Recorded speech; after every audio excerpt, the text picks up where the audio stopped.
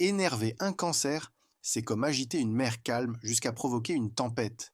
Ils sont doux et attentionnés, mais lorsqu'ils se sentent blessés ou trahis, leur colère peut être dévastatrice.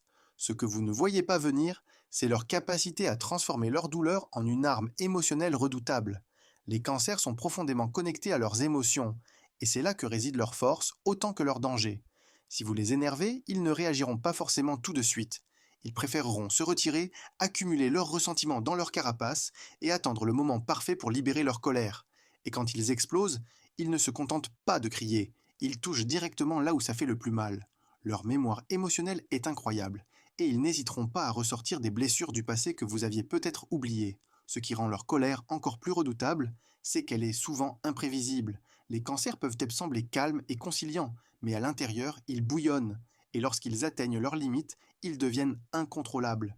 Leur colère est souvent teintée de reproches émotionnels, vous laissant avec un mélange de culpabilité et de frustration.